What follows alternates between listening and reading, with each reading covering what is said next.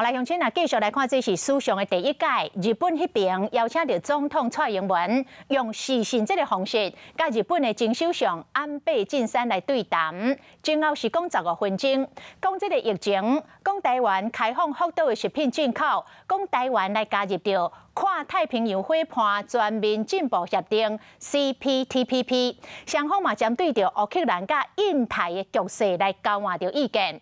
安倍嘛再度来强调讲。台湾有代志，就等于是日本冇代志。久しぶりに蔡英文総統の顔を拝見し、話すことができて大変嬉しく思います。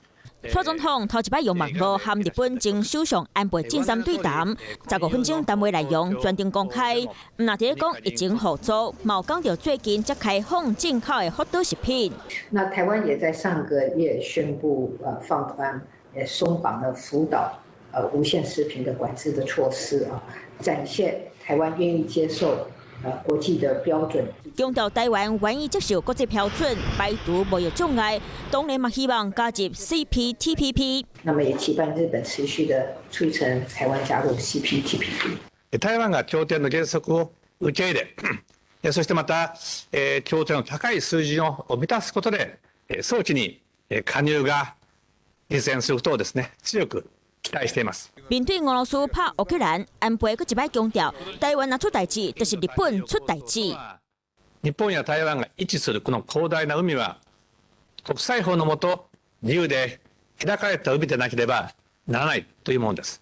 当然、武力による一方的な現状変更はあってはなりません。任何一个友邦或者没有邦交国，他能够对我们有所资助、帮助，这我们都是乐见的。那我们主要是想说，我们不希望造成任何纷扰。面对印太战略局势，国防部长邱国正伫咧立法院强调，若是有好合作，拢会采用，将做未来拍拼方向。